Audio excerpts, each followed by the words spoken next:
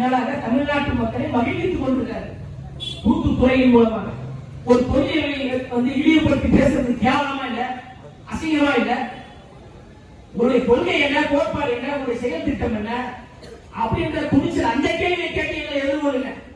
அவர் சினிமாக்காரு முதலமைச்சர் அண்மையில் கூட ஒரு படம் பார்த்து ரிவ்யூ கொடுக்குறாரு. சிவகார்த்திகேயன் படம் வந்து துணை முதலமைச்சர் போய் சினிமா பார்த்து ரிவ்யூ கொடுக்குறாரு. நீங்க எதுக்கு போய் சினிமா பாக்குறீங்க? தேட்டர்ல சினிமா கம்பெனியா நடத்திட்டு இருக்கீங்க, எல்லா தேட்டரையும் உங்க கட்டுப்பாட்டை வச்சிருக்கீங்க. அப்ப நீங்க எல்லா வேணாலும் பண்ணிக்கலாம், உங்களை யாரும் தேடக்கூடாது. உங்களை அடக்குவதற்கு யாரும் நீங்க நினைச்சிருக்கீங்களா? உங்களை அடக்குவதற்காகத்தான் நீங்க தளபதி வந்திருக்கிறாரு. சாதாரண விஷயம் கிடையாதுங்க. ஒரு 50,000 ரூபாய் காசு கிடைச்சா கூட 50,000 கிடைக்கும் அப்படின்னு சொல்லிட்டு யோசிக்கணுமா? அதை விட்டுட்டு போக மாட்டோம். ஒரு படத்துக்கு 250 கோடி சம்பளம் கேட்டாலும் கொடுப்பதற்கு தயாரிப்பாளர்கள் கீழே இருக்காங்க. இன்னும் 20 வருஷத்துக்கு எங்க தலைவர் தான் நம்பர் 1 தமிழ் சினிமால. வருஷத்துக்கு 250 கோடி போட்டீங்கன்னா 20 வருஷம் பாருங்க, 10,000 கோடியை வேளாண் தூக்கி ஏறிட்டு வராங்க. இதுதாங்க துணிச்சல் அடையாளம், இதுதாங்க தலைமை பண்பு. யாருக்கு வராது? உங்களை என்னையும் தமிழ்நாட்டு மக்களை நம்பிதான் வராது. இந்த மக்கள் நம்ம கைவிட்ட மாட்டாங்க. இந்த மக்கள் மிகப்பெரிய ஒரு மாற்றத்தை உருவாக்குவார்கள். திமுக அதிமுக 2 பேரை நம்பி தமிழ்நாடு நாசமாயிருச்சு. அவர்கள் தமிழ்நாட்டை மீட்க வேண்டும் என்பதற்காக ஒரு இடத்தை நாடாளு சொல்லுவார் அல்ல, அவரை ஒருவரும் தமிழ்நாட்டு மக்கள் விட்டு கொடுக்க மாட்டாங்க. ஒருவரும் தமிழ்நாட்டு மக்கள் அவரை அந்நியப்படுத்தி பார்க்க மாட்டாங்க. ஆனால் நீங்க என்ன நரேட்டிவ் செட் பண்ணாலும் அவர் ஏடிஎம்கே போயிடுவாரு, அவர் சினிமாக்காரு அப்படின்னு நீங்க என்ன நரேட்டிவ் செட் பண்ணாலும் எந்த பருப்பையும் வேறாது. தலைவர் எங்களுடைய தளபதியுடைய முகம் தான் எங்களுக்கு பிராண்ட்.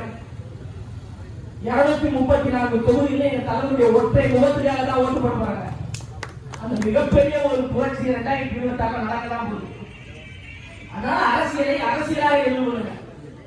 ஒருமையில் பேசுவது, வண்ணமாக பேசுவது, ஆபாச கருத்துக்களை பேசுவது, இதெல்லாம் தவிர்த்து கொள்ளணும்.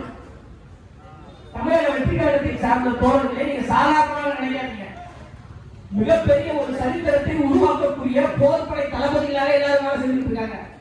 நாங்க போருக்கு தயாராகிட்டோம். எங்க தலைவர் எங்க எல்லோரையும் பக்குவப்படுத்தி அரசியல்வயப்படுத்தி வச்சிருக்கிறார். தமிழ்நாடுனா என்ன, தமிழ்நாட்டினுடைய வரலாறு என்ன, இடஒதுக்கீடுனா என்ன, சாதிவாரி கணக்கெடுப்புனா என்ன, தமிழ்நாட்டுடைய பண்பாடு என்ன, கலாச்சாரம் என்ன, எல்லாம் தெரிந்து கொண்டுதான் நாங்கள் அரசியல் செய்து கொண்டிருக்கோம். சும்மா சாதாரணமாக நாங்கள் அரசியல் செய்யல. பொதுவாக்கி என்றால் எல்லா பிரச்சனைகள் வரும், இடையூறுகள் வரும், அடக்குமுறைகள் வரும் என்பதை எல்லாம் தெரிந்து கொண்டுதான் பொதுவாக்கி பயணித்துக் கொண்டிருக்க எங்க தலைவருக்கு தெரியும். அதனால காவல்துறையை வைத்துக் கொண்டு, உளவுத்துறையை வைத்துக் கொண்டு எங்களை மிரட்டுவது, ஒடுக்குவது யாரும் கிடையாது. 6,30,00,000 வாக்காளர்கள் இருக்காங்க. அவர்கள் எல்லோரும் முடிவு பண்ணிட்டாங்க, தமிழக வெற்றி கழகத்துக்கு தான் ஓட்டு போடணும், தளபதி அவர்களே முதலமைச்சர் ஆக வேண்டும் என்று முடிவு பண்ணிட்டாங்க.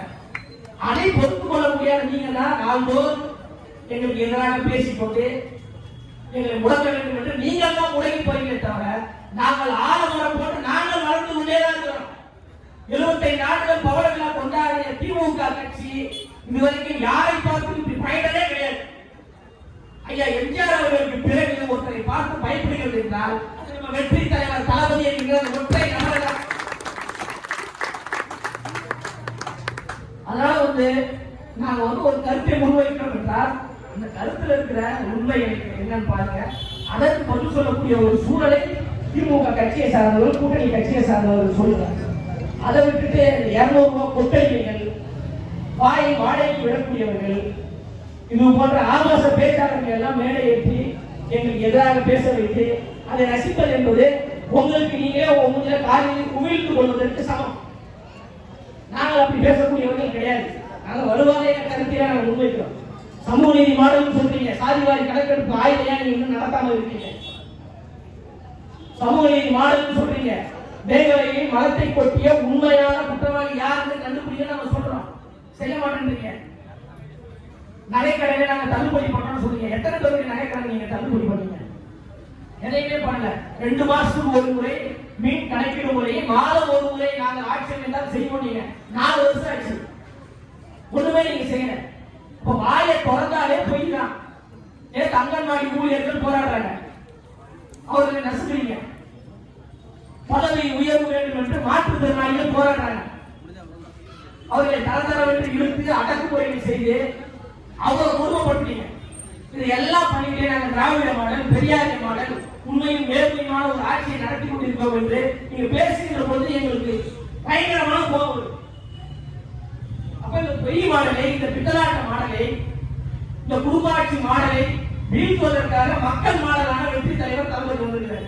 அதனால தளபதி அவருடைய கருத்தை நம்ம எல்லோரும் வலுப்படுத்துவோம். மிகப்பெரிய ஒரு ஆட்சி மாற்றத்தை 2026 உருவாக்குவோம். மதசார்பற்ற ஒரு சமூக நீதி ஆட்சியை உருவாக்குவதுதான் தளபதி அவர்களுடைய நோக்கம்.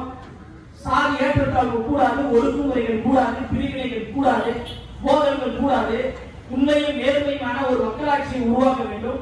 பிறப்புக்கும் எல்லா உயிருக்கும் என்கிற ஒரு சமத்துவ ஆட்சியை உருவாக்க வேண்டும் என்றுதான் தலைவர் அவர்கள் மிகப்பெரிய ஒரு கனவு திட்டத்தோடு மக்களை நோக்கி வந்திருக்கிறாரு, நம்மளை நோக்கி வந்திருக்கிறாரு. அதற்கான பணிகளை நம்ம முன்னெடுப்போம். பெரும் திரளாக தாய்மார்கள் எல்லாம் வந்திருக்கிறீங்க, ரொம்ப மகிழ்ச்சி. தாய்மார்களுடைய ஆதரவை பெற்ற ஒற்றை நபராக தளபதி அவர்கள் இருக்காங்க. ஐயா எம்ஜிஆர் அவர்களுக்கு பிறகு அம்மையார் ஜெயலலிதா அவர்களுக்கு பிறகு தாய்மார்களுடைய ஆதரவை பெற்ற ஒரு நபராக நம்ம தளபதி அவர்கள் இருக்காங்க. தாய்மார்களுடைய ஆதரவு யாருக்கு அதிகமாக இருக்கிறதோ அவர்கள் தவிர்க்க முடியாமல் முதலமைச்சர் பதவியில் அமர்ந்து விடுவார்கள். அப்ப தாய்மார்களுடைய ஆதரவு, பெண்களுடைய ஆதரவு, மாற்றத்தை விரும்பக்கூடிய ஆதரவு வெற்றி தலைவர் தளபதி அவர்களுக்கு இருப்பதால் 2026 தவிர்க்கவே முடியாது. அவர்தான் தமிழ்நாட்டின் முதலமைச்சர். எந்த மாற்று கருத்து கிடையாது. அண்மையில கூட நம்ம கட்சியை சார்ந்த ஒரு சகோதரி வந்து வெளில போயிட்டாங்க. உடனே திமுக கட்சியை சார்ந்தவர்கள் எல்லாம் ஒரு நரேட்டிவ் செட் பண்றாங்க. பெண்களுக்கு வந்து மரியாதை இல்லாத ஒரு கட்சியாக இருக்கிறது. அந்த வைஷ்ணவி என்கின்ற அந்த சகோதரி, இப்படி ஒரு சகோதரி இருக்கிறார் என்கின்ற ஒரு அடையாளத்தை கொடுத்ததே தமிழக வெற்றிகளாக தான். தமிழக வெற்றிகளாக என்கின்ற ஒரு கட்சியிலே என்றால் அந்த சகோதரி யாருமே தெரிஞ்சுக்கிறார். நம்ம கட்சியினுடைய கொள்கை பரப்பு இணை செயலாளராக 2 பெண்மணிகள் இருக்கிறாங்க.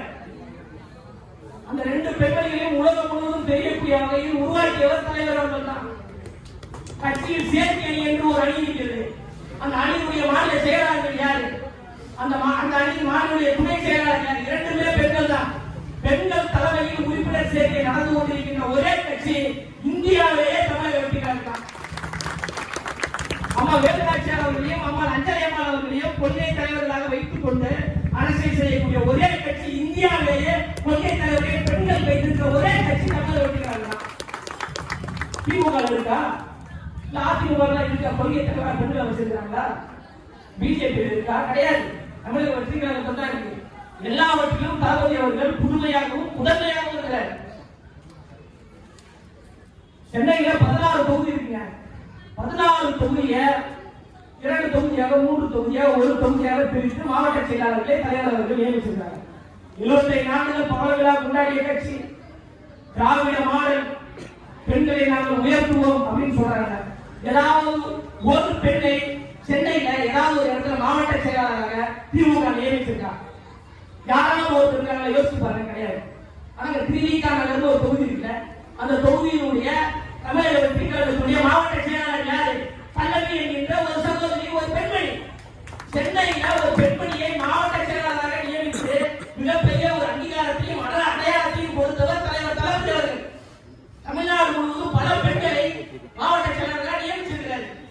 அப்படி பெண்களுக்கு மிகப்பெரிய ஒரு முக்கியத்துவத்தை எங்க தளபதி அவர்கள் கொடுக்கின்ற போது தமிழக வெற்றிகள் வந்து பெண்களுக்கு எதிராக செயல்படுகிறது என்கிற ஒரு நரேட்டிவ் நீங்க செட் பண்ணீங்களா? ஒருவரும் திரும்ப திரும்ப சொல்ற இது போன்ற நரேட்டிவ் ஒருவரும் எதுவுமே செய்யாது, எந்த தாக்குதலுக்கும் உள்ளாக்காது. மக்களிடம் எங்களை அந்நியப்படுத்தாரு. மக்களிடமிருந்து தான் தலைவர் வர. தலைவர்கள் என்பவர்கள் தானாக உருவாக வேண்டும் தவிர திரு உதயநிதி ஸ்டாலின் போன்று உருவாக்கப்படக்கூடாது. எங்க தலைவர் வெற்றி தலைவர் தளபதி அவர்கள் தானாக சுயமாக உருவாகி வராது. ரசிகர் மன்றம் மூலமாக, நற்பணி மன்றம் மூலமாக, மக்கள் இயக்கம் மூலமாக, தமிழக வெற்றிக்காரர் மூலமாக லட்சக்கணக்கான உதவிகளை செய்து மக்கள் மத்தியில் மக்கள் தலைவர் என்கின்ற அடையாளத்தோடு தானாக உருவாகி வருகின்ற சுயம்பு தலைவருக்கும் சுயநல தலைவருக்கும் இடையே தான் 2026 போட்டியே. அது வெற்றி பெற வரப்போகிறது நம்முடைய சிறப்பு தலைவர். அதனால நம்ம எல்லோரும் ஒற்றுமையாக இருந்து அணிதிரண்டு மிகப்பெரிய ஒரு மாற்றத்தை தமிழ்நாட்டில் உருவாக்குவோம் என்று கூறி நிறைவு செய்கிறேன். நன்றி.